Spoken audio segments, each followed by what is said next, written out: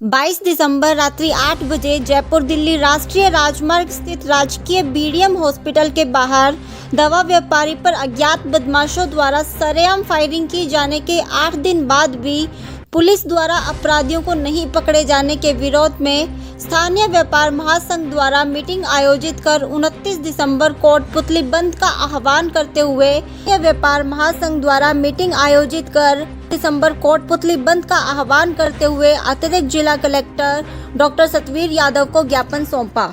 वहीं आज दोपहर 11 बजे नगर व्यापार महासंघ के अध्यक्ष मैथिली शरण बंसल के नेतृत्व में स्थानीय पालिका तिराहे पर एक आम सभा का आयोजन किया गया, जिसके अंतर्गत नगर व्यापार महासंघ से जुड़े वक्ताओं द्वारा यह निर्णय लिया गया कि सरेआम व्यापारी पर फायरिंग कर दिया जाना क्षेत्र की सुरक्षा व्यवस्था पर एक सवालिया निशान है। स्थानीय व्यापार महासंघ द्वारा उपखंड अधिकारी थाना इंचार्ज को पर्याप्त समय दिए जाने के बावजूद भी अपराधी अभी पुलिस की गिरफ्त से बाहर है, जो कि विचारणीय बात है। स्थानीय सभी व्यापारिक संगठनों का व्यापार महासंघ को जिस तरह से समर्थन मिला है, यदि शीघ्र पुलिस द्वारा अपराधियों को गिरफ्तार नहीं किया जाता है तो शांतिपूर्ण बंद कब उग्र आंदोलन का रूप धारण कर ले, इस पर स्थानीय प्रशासन को विचार करना होगा।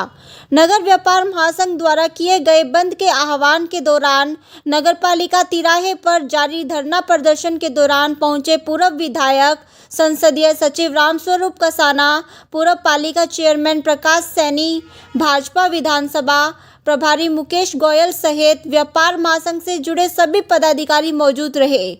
नहीं पहुंचे तो स्थानीय विधायक राज्य मंत्री राजेंद्र सिंह यादव।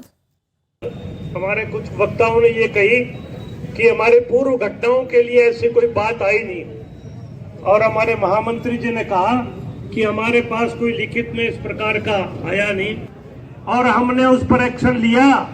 लेकिन हमने तो एक्शन लिया, लेकिन वादी ने जाकर के समझौता कर लिया।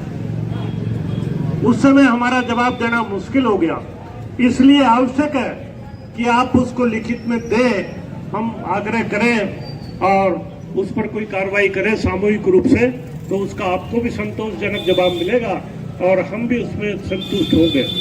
व्यापारिक लेन देन में एक आवश्यक बात यह है कि जब तक हमारे पास कोई कानूनी अधिकार नहीं होगा, हम उसमें कोई कार्रवाई कर नहीं सकते।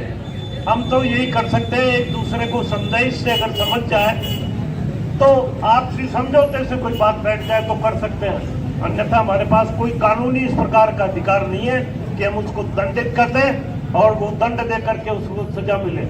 इसलिए ये जो समस्याएं हैं निश्चित रूप से आनी चाहिए, हम प्रयास करें, ये बात अलग है, लेकिन अधिकार हमारे पास नहीं होने से इस बात में हम कमजोर पड़ते हैं। व्यापारीगण को मैं धन्यवाद देना चाहता हूं कि आप लोगों ने एक घटना के विरोध में सब लोग साथ आए। मैं मुकेश जी का भी स्वागत करता हूं। अब मैं देखता आ रहा था, कुछ व्यापारीगण दुकानें खुली रख रखी हैं। ऐसा क्यों? भाई राजेश जी ने सवाल उठाया। मैं तो पहले दफा आपके व्यापार संगठन के अध्यक्ष मैथिली जी के द्वारा आमंत्रित किया, मैं जरूर आऊंगा चाचा जी। सबसे पहले एक बात कहना चाहता हूं, झगड़ा या अन्य कोई किसी व्यापारी का शोषण हो रहा है, चाहे किसी समाज का हो, फुटकर हो, चाहे कितना बड़ा व्यापारी हो, सब लोग एक साथ आए। मैं सुन रहा था, चाहे कांग्रेस की गवर्नमेंट हो, चाहे भाजपा की हो या अन्य किसी दल की हो, हम किसी पार्टी के नहीं है, हम कोटपुतली शहरवासी हैं। मैं सुबह पढ़ रहा था पत्रिका में, कोरोना काल में 22% FIR अपराध कम हुए। यदि कोरोना काल नहीं आता तो कितना गुना बढ़ता, ये भी सोचने का विचार है। और ऐसी भावना रहनी चाहिए। दूसरी बात, जो आपने अपने वादे की बात कही, जो उस टाइम में युवा थे, उन लोगों के आह्वान पर एक कोटपुतली की आवाज गई और BBC लंदन ने हमने सुना रेडियो पर। वो आंदोलन, उसके बाद में कोई आंदोलन नहीं हुआ। क्यों नहीं हुआ? क्यों अपने आपस में फूट है? अपन देखते हैं कि एमएलए है, मंत्री है, ये पार्टी का है, काम निकालो यार, सरकार है। अरे काम तो निकल जाएंगे, लेकिन उस व्यापारी पे क्या बीती जिसको गोली मार के गए? गोपालपुरा रोड पे एक व्यापारी पे छर्रा लग के गया, आज तक क्या हुआ मालूम पड़ा? नहीं। थोड़े दिन में दोष रहता है, लेकिन ये ऐसा आंदोलन चलाओ तो एक कोटपुतली मिसाल बने कि कोटपुतली की जनता और व्यापारी जागरूक है और जानती है कैसे ये कांड हो रहे हैं। मैं प्रशासन को ये कहना चाहता हूं कि प्रशासन नाम की चीज है या नहीं है। चुनाव में जो भी होती है, मैं चुनाव की बात नहीं करना चाहता रमेश जी, लेकिन जो जिन आपके आधार पर ओवरलोडिंग का हो, चाहे अवैध खनिज का हो, चाहे अवैध वसूली का हो, आज व्यापारी बेचारा पिटता वगैरह। जब भी कोई व्यापारी की बात आती है, हम सब एक हैं और एकता अगर है तो इसका निवारण है। हम सब एक रह के आज व्यापार बंद करके यहाँ बैठे हैं तो प्रशासन की बात जाएगी, तभी कुछ सुनवाई होगी। आज हम सब अपना कारोबार बंद करके यहाँ बैठे हैं, अपनी बातें रखेंगे, प्रेस मीडिया में जाएगी। और आज जब खुलासा नहीं होता है तो आगे हड़ताल लंबी भी करेंगे। इसमें हमारी यूनियन का, खादी एसोसिएशन का व्यापार बंद के साथ है। सभी व्यापारी बंधु,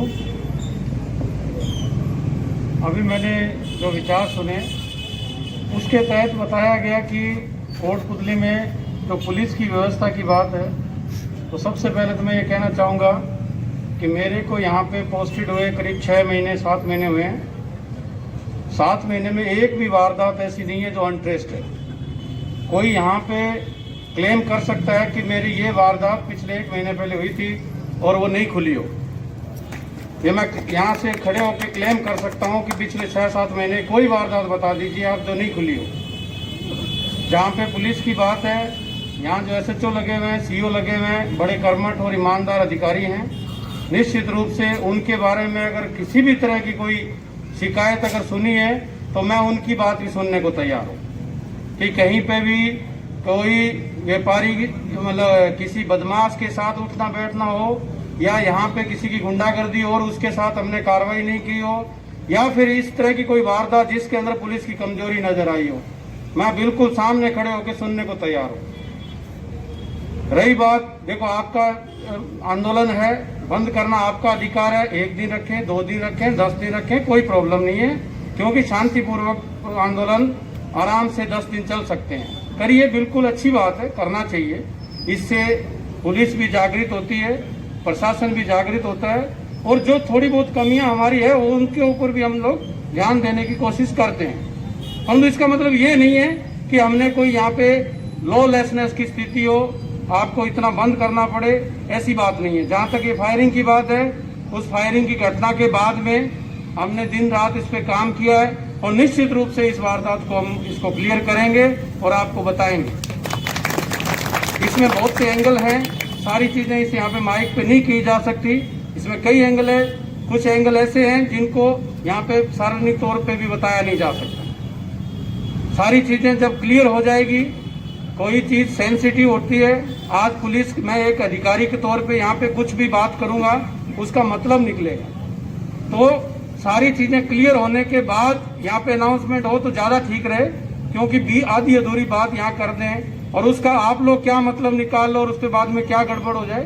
तो निश्चित रूप से हम ये कह सकते हैं कि इस फायरिंग के अंदर हमारा सही एंगल पे काम चल रहा है। और हमारे एसएचओ सीओ वो भी यहाँ आ सकते थे, परंतु उनको इसी काम में लगा रखा है। और आपने मेरे को फोन किया कि आप यहाँ बीच में आके, तो हम आपके बीच के ही लोग हैं, हमें बीच में आने से कोई प्रॉब्लम नहीं है। कुछ अधिकारी सोचते हैं कि भी वहाँ आओ आएंगे नहीं, ऐसा कुछ नहीं है, क्योंकि हम यहाँ पे काम कर रहे हैं और मजबूती से काम कर रहे हैं, तो हमें बीच में आने से भी कोई प्रॉब्लम नहीं। आपकी छोटी मोटी समस्या हो सकती है, जैसे कोई अभी जो भाई बता रहे थे 332-53 का, तो 332-53 किसी न किसी कर्मचारी के साथ बदमाशी की होगी जब लगा होगा। तो ऐसा नहीं है, इतनी सार्वजनिक तौर पे बातें कहनी है तो आपको मेरे ऑफिस में, जैसे कल बता रहे हैं कि यहाँ पे पुलिस नहीं मिली, वीआईपी सुरक्षा में लगे हुए थे, ऐसा कुछ नहीं है। अभी तक व्यापारी वर्ग में से जिस दिन घटना हुई से अगले दिन सुबह भी यहाँ के जो मुस्तगिस हैं जिसके साथ घटना हुई है बाकी लोग भी आए थे, मैं घर पे भी मिला था।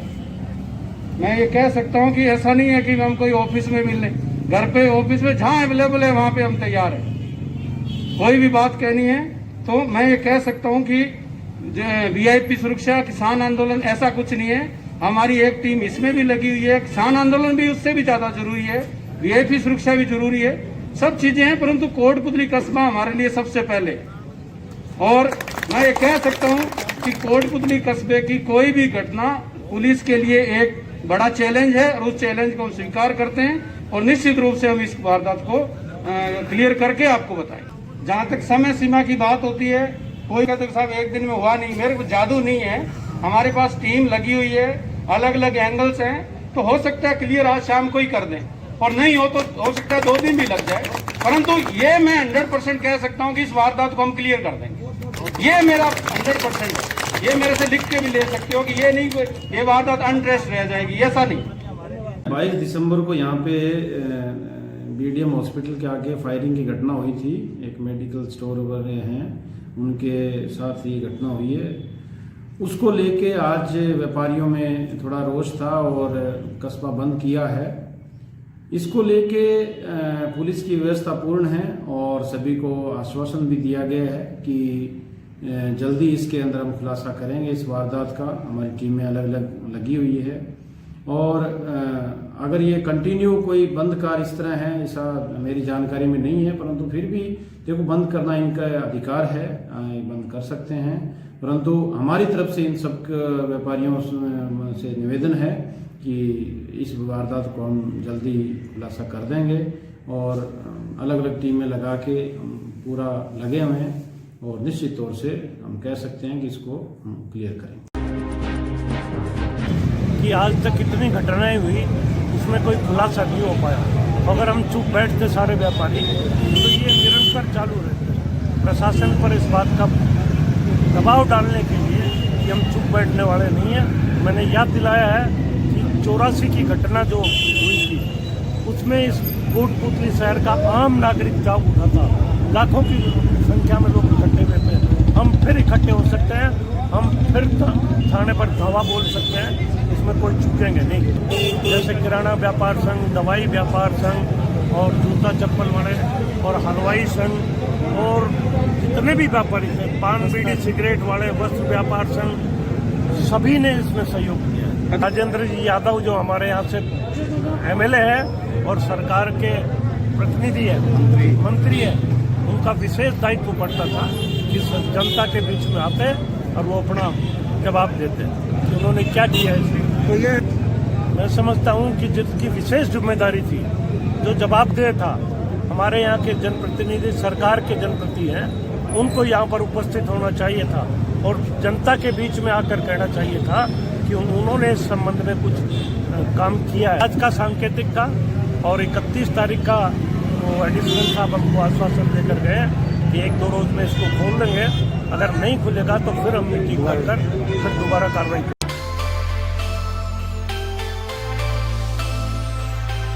अब घर बैठे मंगवाएं अपना मनपसंद खाना अपने फेवरेट होटल आरटीएम से। आज ही डाउनलोड करें home restaurant app Google play store से और पाएं शानदार डिस्काउंट। होटल आरटीएम 30 सालों से आपकी सेवा में।